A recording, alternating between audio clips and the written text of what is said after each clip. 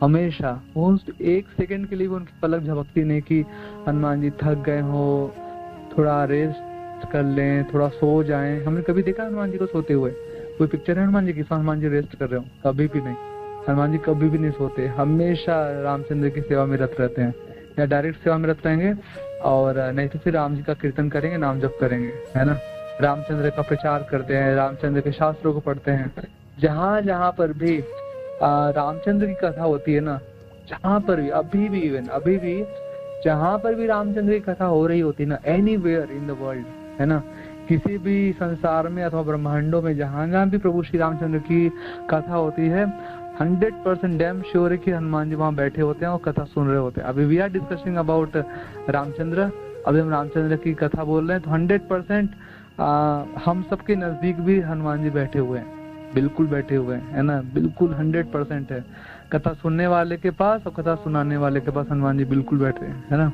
तो हनुमान जी को बहुत अच्छा लगता है रामचंद्र के बारे में सुनते हैं वो, और बताते भी है, बोलते भी हैं। कीर्तन कभी कभी हनुमान जी मृदंगा बजाते हैं, मृदंग बजा के हनुमान जी खूब नाचते हैं।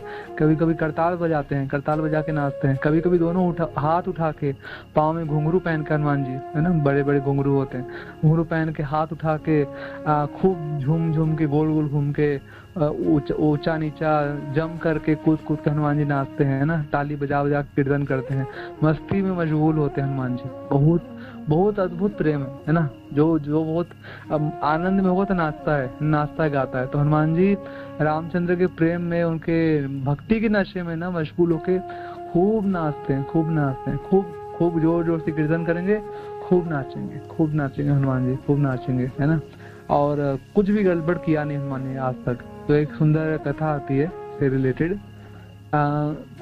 भगवान के 3 सेवक थे, बहुत अच्छे सेवक, लेकिन उन सेवक में ना थोड़ा सा लेश मात्र अपनी सेवा का अभिमान आ गया था, है ना। एक तो थे सुदर्शन भगवान के शस्त्र, है ना, भगवान के हाथों में धारण करते हैं अपने, और जो भी असुरों का वध करना होता है तो भगवान सुदर्शन को आदेश देते हैं, सुदर्शन आप जाके इस असुर का वध करके आओ।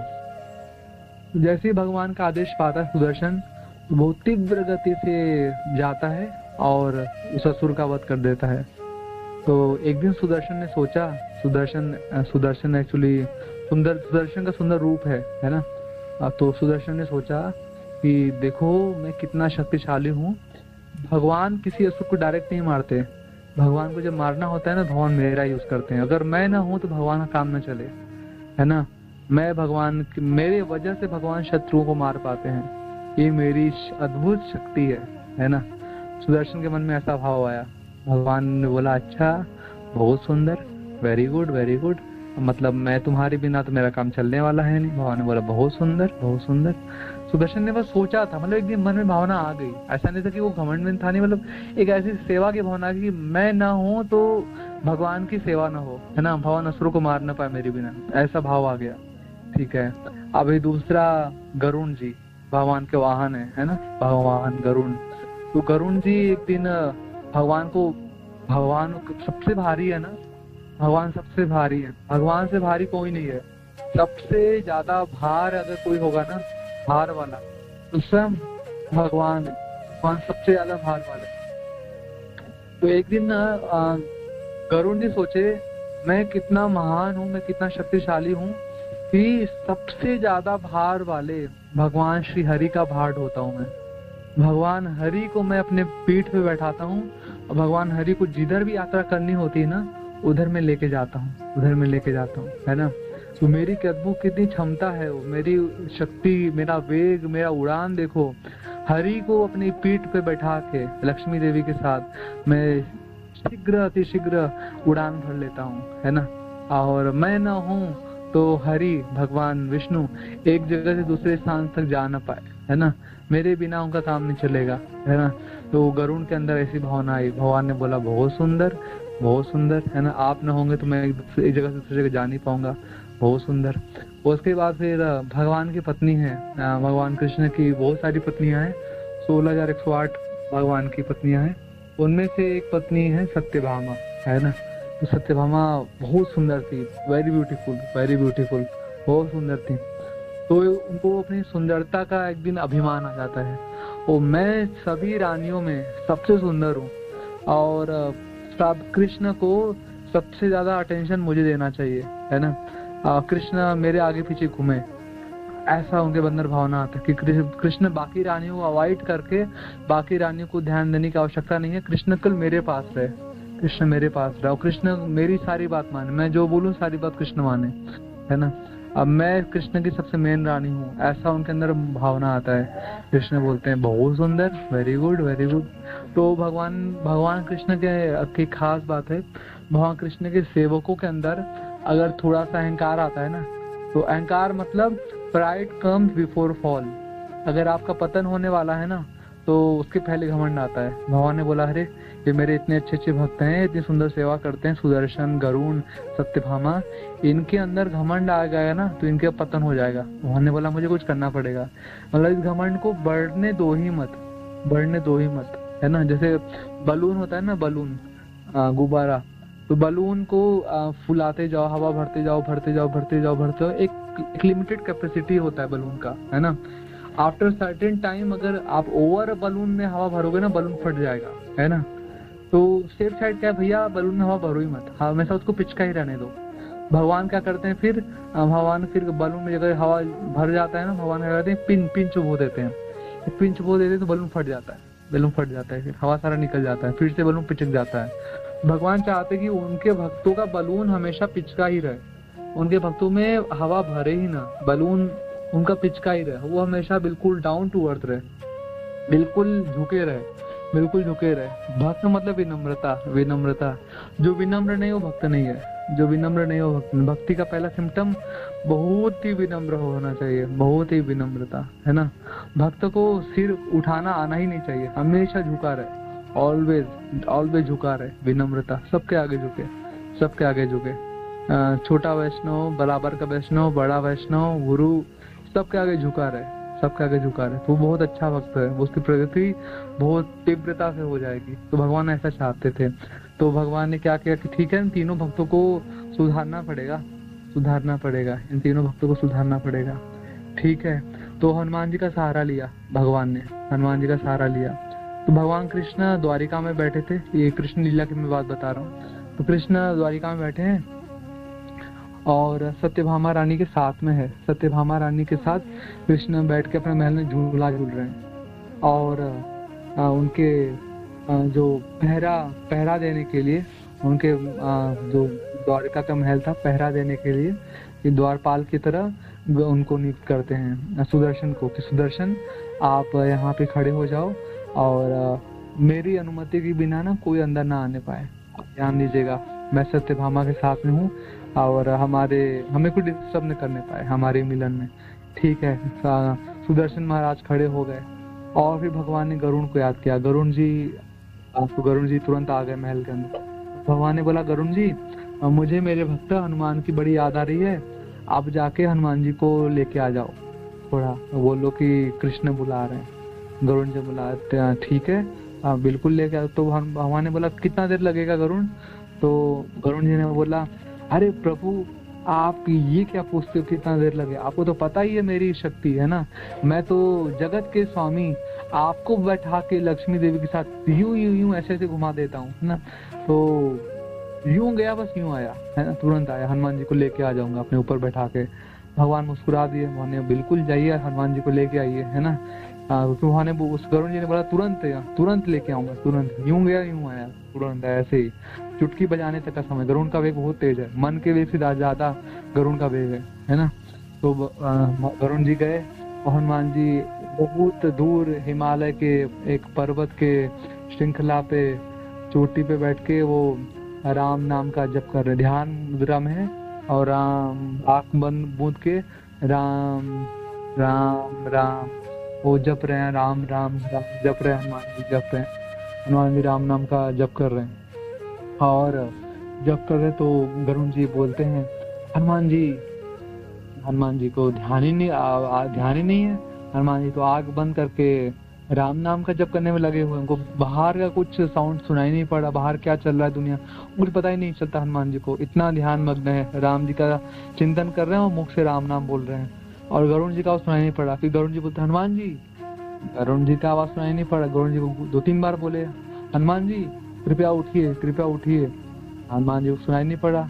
अब गरुण जी को थोड़ा घमंड चढ़ गया, गुस्सा आया कि ये हनुमान जी को देखो, ये जान मुझको अवॉइड कर रहे हैं, है ना, और ये मेरा पुकार, मेरा बुलावा अनसुना कर रहे हैं। तो गरुण जी को गुस्सा आया और गरुण जी ने क्या किया, जोर से अपने पंखों को फैलाया और हनुमान जी के आगे फड़फड़ाया जोर से, और मतलब एक तरह से चोट किया, है ना। जैसे आप कभी खड़े रहिए ना और आपके नजदीक से कोई तेजी से कोई पक्षी, वो बड़ा पक्षी, कोई बाज वगैरह आपके नजदीक से पंख फैलाता चला जाए ना, उसके पंखों के आहट से ना आपको चोट लगेगी। भले वो आपको ना चोट करे, लेकिन जैसे पंख फैला के जोर से जाएगा ना आपके पास, आपको चोट लगेगी। जोर से हनुमान जी को ऐसे पंख फैलाया उनके आसपास। तो हनुमान जी की ना ध्यान टूट गया, है ना, हनुमान जी का ध्यान टूट गया। हनुमान जी ने बोला कि ओ गरुण देव, आप आए हैं और मुझे माफ कीजिए, और आपको मैं इस प्रकार सुन नहीं पाया, मैं तो प्रभु श्री रामचंद्र के ध्यान में मग्न था, उनका नामो कीर्तन कर रहा था। तो फिर गरुड़ जी ने बोला अच्छा कोई बात नहीं, नो प्रॉब्लम, है ना, आपको भगवान श्री कृष्ण ने बुलाया है, अभी शीघ्र अतिशीघ्र चलिए। तो हनुमान जी ने बोला कि अच्छा किसने बुलाया है? बोले कि द्वारिकाधीश भगवान श्री कृष्ण ने आपको बुलाया है, तुरंत चलिए आप। तो फिर बोलते हैं कि हनुमान जी बोले कौन द्वारिकाधीश, कौन कृष्ण? मैं किसी द्वारिकाधीश कृष्ण को नहीं जानता। बोले आप प्रभु का अनादर कर रहे हैं, डिसरेस्पेक्ट कर रहे हैं, आप भगवान कृष्ण को नहीं जानते? बोले हाँ मैं किसी कृष्ण को नहीं जानता। बोले आप नहीं चलेंगे? बोले नहीं चलूंगा, है ना। बोलते हैं कि मैं मेरे प्रभु श्री रामचंद्र के अलावा किसी को नहीं जानता, किसी को नहीं जानता, ऐसे कह के अपना आंख मूंद लेते हैं। फिर हनुमान जी को बोलते हैं गरुण जी, आप हनुमान जी चलिए, ऐसा मत करिए, है ना, आप अनादर कर रहे हैं। तो हनुमान जी बोलते हैं देखिए कृपा करके आप यहाँ से चले जाइए, मुझे डिस्टर्ब मत करिए मेरे भक्ति करने में। तो गरुण जी बहुत निराश होके लौट आते हैं खाली हाथ। तो भगवान मुस्कुरा रहते हैं, क्या क्या हुआ गरुण जी, आप तो बोल रहे थे यूं गए यूं आ गए, हनुमान जी को बैठा के ले आएंगे, क्या हुआ हनुमान जी कहाँ हैं? बोले प्रभु उन्होंने बोला कि मैं तो वो किसी कृष्ण को जानता ही नहीं, तो राम जी को क्यों जानता हूँ। तो फिर भगवान बोले अच्छा अब की बार उसको जाके बोलना तुम्हारे प्रभु श्री राम बुलाए हैं, ठीक है। तो अब की बार गरुड़ जी आते हैं, बोलते हैं कि प्रभु श्री राम ने आपको याद किया है द्वारिका में, आप चलिए। तो जैसे ही रामचंद्र का नाम सुनते हैं तो हनुमान जी बहुत खुश हो जाते हैं, बोलते प्रभु श्री राम ने बुलाया? बोले हाँ। बोले मैं तुरंत चाहता हूँ। बोले आओ मेरे ऊपर बैठ जाओ, मेरे ऊपर बैठो, मैं तुम्हें शीघ्र लेके चलूंगा। तो हनुमान जी बोलते हैं अरे आपके ऊपर क्या बैठूं, है ना, आप मेरे पीछे पीछे आओ, मैं तुरंत पहुंच जाऊंगा। तो बोले आप वानर हो, मैं गरुड़ हूँ, पक्षी राज हूँ, भगवान हरि का भाट होता हूँ। बोले जो भी हो मैं पहुंच जाऊंगा, चिंता मत करिए आप। तो हनुमान जी शीघ्र पहुंच गए, है ना। मारुत तुल्य वेगम, है ना, वो मारुति के पुत्र है, वो मरुत के पुत्र है ना, वायु पुत्र है, तुरंत पहुंच गए, है ना, तुरंत पहुंच गए। और गरुण जी अभी उड़ के आ ही रहे, है ना, हनुमान जी ने उनको डिफीट कर दिया। देन अभी महल के अंदर जा ही रहे थे, तो रास्ते में बीच में महल के गेट के पास सुदर्शन रोक लिए। सुदर्शन बोले ए वानर कहाँ जाता है तू, है ना। तो फिर बोले देखिए मुझे प्रभु श्री रामचंद्र ने बुलाया है, अभी मेरा रास्ता मत रोकिए, मुझे जाने दीजिए सुदर्शन महाराज। बोलते हैं नहीं नहीं, मुझे भगवान की आज्ञा है, भगवान कृष्ण की आज्ञा है कि किसी को अंदर मत आने देना, जो भी हो, है ना। बोले कि आपकी आज्ञा अपने पास रखिए, मुझे भी जाने दीजिए, मुझे प्रभु श्री रामचंद्र ने बुलाया, मेरा मार्ग कोई नहीं रोक सकता। बोले मैं रोकूंगा। तो फिर भगवान सुदर्शन ने इस प्रकार से हनुमान जी का मार्ग रोकना चाहा। हनुमान जी ने क्या किया, अपना मुख बड़ा किया, अपना शरीर का आकार बड़ा किया और सुदर्शन को उठा के अपने मुख के अंदर रख दिया, मुख में दबा लिया और अंदर चले गए। अंदर गए तो भगवान महल में सत्यभामा रानी के साथ बैठे हुए थे, और सत्यभामा रानी के साथ बैठे हुए तो भगवान, तो फिर प्रणाम किया, हनुमान जी ने प्रणाम किया। उस समय भगवान कृष्ण ने रामचंद्र के रूप में दर्शन दिया। तो और सत्यभामा तो सत्यभामा ही थी।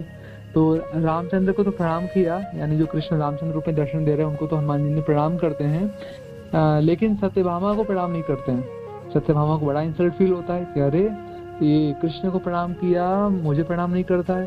तो फिर मुंह खोलते हैं और मुंह खोलते हैं तो तुरंत सुदर्शन बाहर आ जाते हैं। सुदर्शन को मुख में थे, बाहर आ जाते हैं। तो बाहर आते तो सुदर्शन को बोलते हैं भगवान कृष्ण, अरे सुदर्शन आप हनुमान जी के मुख में क्या कर रहे हैं? सुदर्शन बहुत लज्जित होते हैं, बोलते हैं कि प्रभु मैंने इनको बाहर रोका, इन्होंने मुझे मुख के अंदर ही दबा लिया, है ना। तो मतलब सुदर्शन बहुत लज्जा का अनुभव करते, क्योंकि उनको बहुत घमंड था इस बात का कि वो भगवान के शस्त्र हैं, तो भगवान का उनके बिना काम नहीं चलेगा, सबसे ज्यादा शक्तिशाली वही है। लेकिन आज उनका घमंड टूट गया कि हनुमान जी उनसे भी ज्यादा शक्तिशाली, उनको अपने मुख में दबा लिया। अच्छा, तुरंत फिर गरुण हाँफते हाँफते दौड़ दौड़ के उड़ के आ रहे होते हैं। गरुण जी आ जाते हैं। गरुण जी, भगवान बोलते हैं अरे गरुण आप इतना हाफ क्यों हो रहे हैं? क्योंकि उन्होंने हनुमान जी से रेस लगाया होता है, उन्होंने हनुमान जी को बोला होता है कि आपसे पहले मैं पहुंच जाऊंगा। हनुमान जी पहले पहुंच गए होते हैं, तो देखते हैं हनुमान जी तो वहाँ पहले से खड़े हैं, तो गरुण जी लज्जित हो जाते हैं। तो भगवान बोलते हैं गरुण जी आप तो लेट हो गए, हनुमान जी तो पहले आ गए। तो उनका भी घमंड टूट जाता है, क्योंकि उनको घमंड था कि वो भगवान हरि का बाहर ढूंढते हैं, सब जगह हरि को घुमाते हैं। उनका भी घमंड टूट जाता है, वो भी चले जाते हैं माफी मांगते भगवान से शर्मिंदा होके। अब प्रभु श्री रामचंद्र को यानी कृष्ण को प्रणाम करके हनुमान जी बोलते हैं कि प्रभु आपका तो दर्शन हो गया, और ये समझ भी नहीं आ रहा कि आप ये दासी कौन सी दासी के साथ बैठे हैं, है ना। ये कौन सी दासी को बैठा लिया अपने आप बगल में आपने? सीता माता कहाँ पर है? सीता माता का दर्शन करना है। जब सत्यभामा ने सुना कि अरे ये वानर ये हनुमान तो मुझको दासी बोलता है ना, और सीता माता, तो फिर रुक्मणी महारानी आई, तो रुक्मणी महारानी सीता माता के रूप में दर्शन देती है ना। तो रुक्मणी महारानी को प्रणाम करते। इस प्रकार से सत्यभामा जो सबसे मुख्य रानी है उसका भी घमंड टूट जाता है, उसका भी घमंड टूट जाता है कि मैं सबसे सुंदर हूँ और कृष्ण मुझे सबसे ज्यादा प्रेम करते। हनुमान जी ने सबके सामने, सभी रानियों के सामने सत्यभामा को दासी बोल देते हैं। ये तो भगवान की प्लानिंग थी एक्चुअली, क्योंकि भगवान को हनुमान जी के माध्यम से सब लोग का घमंड तोड़ना था, सबका घमंड तोड़ना था। इस प्रकार से यहाँ पे लीला होती है सुंदर, है ना, ये सुंदर लीला। तो यहाँ पे ओवरऑल फिर तीनों रानियों को मतलब ये भगवान हनुमान जी के थ्रू भगवान कृष्ण ने तीनों भक्तों को, अपनी रानी को, अपने वाहन गरुण को और अपने शस्त्र सुदर्शन को सुंदर विनम्रता की शिक्षा देते हैं। लेकिन ओवरऑल हम पूरा हनुमान जी के लाइफ एनालिसिस करेंगे ना, बचपन से लेकर बड़े तक में, तो हम हनुमान जी में एक भी मिस्टेक नहीं निकाल पाएंगे, एक भी मिस्टेक नहीं निकाल पाएंगे। दोषहीन अदोष, तो भक्त जो होता है ना वो उसमें दोष नहीं होता, उसमें गलतियां, उसमें कमियां नहीं होती हैं। भक्त, कृष्ण का भक्त, उसमें सारे सद्गुण आ जाते हैं। जैसे जैसे हमारे अंदर भक्ति का विकास होता है ना, सारे दुर्गुण, सारे बुरे गुण ऑटोमेटिक गायब हो जाते हैं और सारे अच्छे सद्गुण ऑटोमेटिक आ जाते हैं कृष्ण की कृपा से, है ना। तो इस प्रकार से हनुमान जी ने बहुत सुंदर तरीके से, मतलब पुत्र की भांति, है ना, भगवान रामचंद्र माता सीता की अयोध्या में सुंदर सेवा करते हैं। तो सब कुछ अच्छा चल रहा था, एवरीथिंग वाज गोइंग गुड, सब कुछ बहुत अच्छा चल रहा था, है ना। तो इसी सब में ना एक बहुत बड़ा अयोध्या में फिर से टर्निंग पॉइंट आता है ना, टर्निंग पॉइंट आता है। तो एक बार क्या हुआ, देर वाज ऑन वाशरमैन, एक धोबी था अयोध्या में। तो धोबी जो था, धोबी की पत्नी, वो किसी गांव में कुछ लकड़ियां काटने गई थी और रास्ते में आते वक्त शाम हो गई तो तूफान आया, खूब जोर की आंधी आई, खूब बारिश हुआ, पानी पूरा भर गया, बारिश रुक ही नहीं रही थी, अंधेरा हो गया, उसमें लाइट वाइट तो थी नहीं और कोई वाहन तो था नहीं, जंगल के रास्ते से आना होता था। तो वो जो धोबी की पत्नी थी वो बारिश में फंस गई और उसने तूफान में एक अनजाने घर में रात बिता ली। मतलब हेल्प मांगते ना कि थोड़ा हेल्प कर दीजिए, मैं तूफान में फंस गई हूँ, मुझे रात में रुकने का थोड़ा दे दीजिए, जगह दे दीजिए। तो एक अनजाना पुरुष था, अनजाना पुरुष के घर पे रात में रुक गई। और अगले दिन सुबह जब सब कुछ तूफान शांत हो गया तो अगले दिन सुबह अपने घर आई।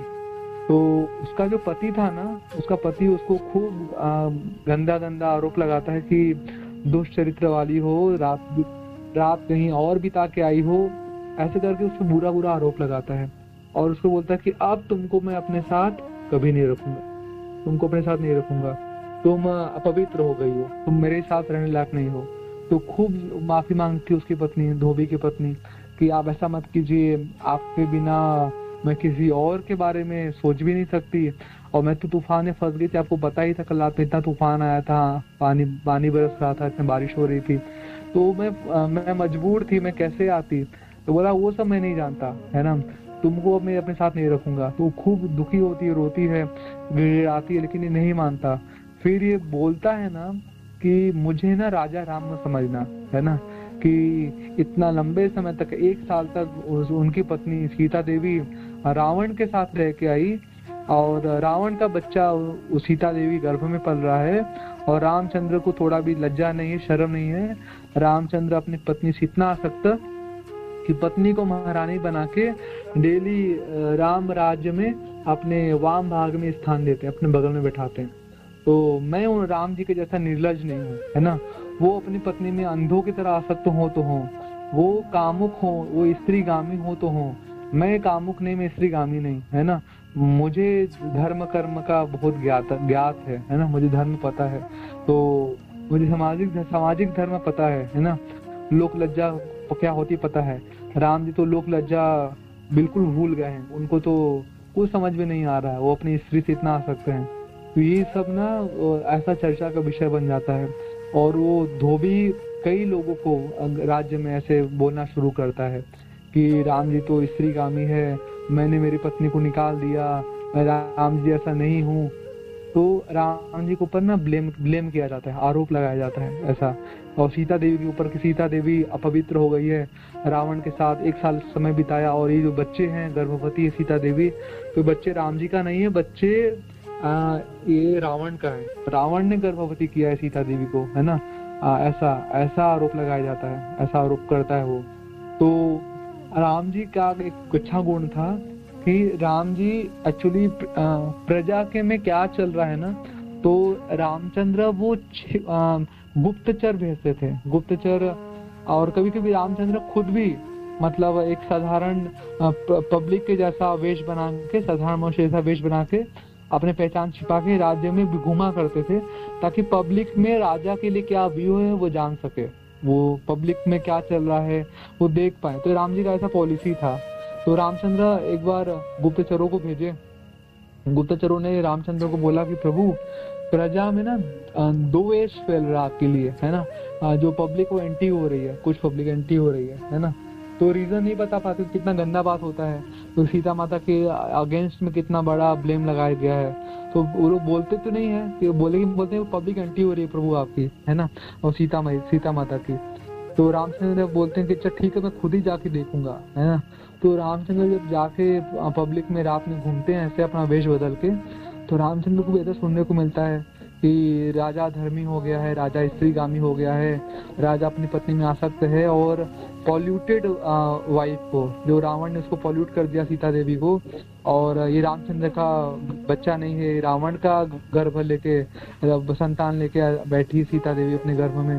तो इतना गंदा आरोप जब रामचंद्र को सुनते हैं ना, तो रामचंद्र बहुत दुखी होते हैं, बहुत दुखी होते हैं। और रामचंद्र फिर बहुत दुखी होके अपने महल में लौट आते हैं। ये बहुत टर्निंग पॉइंट होता है ना। अभी पूरा का पूरा रामायण में ये बहुत उत्तरकांड है, ये तो बहुत टर्निंग पॉइंट है। तो अब यहाँ पे लेकिन एक सुंदर शिक्षा में लेते हैं कि कोई भी लीडर को ना उसके जो उसके पब्लिक के बीच में बिल्कुल साधारण मनुष्य की जैसा बन के घूमना चाहिए, छिप के घूमना चाहिए, और उनके समस्याओं को जानने का प्रयास करना चाहिए, है ना, कि वो सच में सुखी तो हैं, उनको किसी तरह का कोई दुख तो नहीं है, कोई अभाव तो नहीं है, कोई प्रॉब्लम में तो नहीं है। क्योंकि बहुत कुछ ऐसी बातें होती है ना जो पब्लिक लोग लीडर को बोल नहीं पाएंगे, है ना, या बातों को बोलने में एजिटेट करेंगे, शर्माएंगे।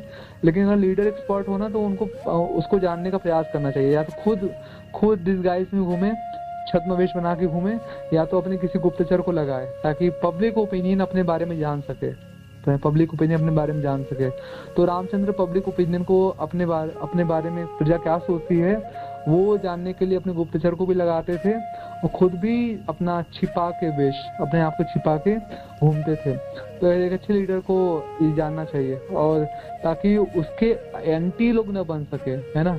अगर किसी कारण कोई एंटी हो भी रहा है तो उसको हर तरीके से सॉर्ट आउट करने का लीडर को प्रयास करना चाहिए, है ना। नहीं तो फिर एंटी बन के पूरा का पूरा स्पॉइल हो जाएगा पूरा प्रोजेक्ट। तो ये हम रामचंद्र के इस पास टाइम से हम सीखते हैं। आगे हम कल कंटिन्यू करेंगे। Thank you very much. Hare Krishna. Shrimad Ramayana की जय।